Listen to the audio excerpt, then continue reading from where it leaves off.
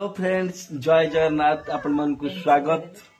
यही अपराह्न समय रे आज आसंतु जीवा गोटे सुंदर आर्ट देखिबा। आज मामुनी आर्ट टी करूची, केमती करूची चलो देखिबा।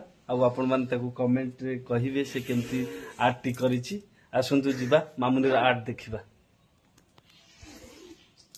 देखंतु मामुनी आर्ट बर्तमान तैयारी करि चलीची।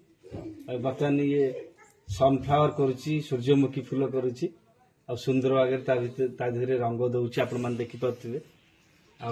एटा आपण मान देखि पारथि केते प्रकार सब आर्ट करिची, फ्लावर भी करिची, किछि फ्रूट भी करिची। आपण मान देखि पारथिबे केते सुंदर सुंदर सब करिची आर्ट गुडीको। देखंतु आर्ट गुडीको केते सुंदर सुंदर हेछि।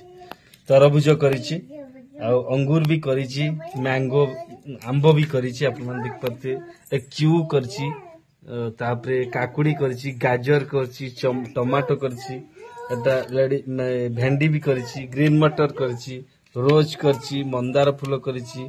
एटा होची आपण मान देख पारथे पद्म फूल भी करची, सनफ्लावर भी करची। बहुत सुंदर भागरे करची।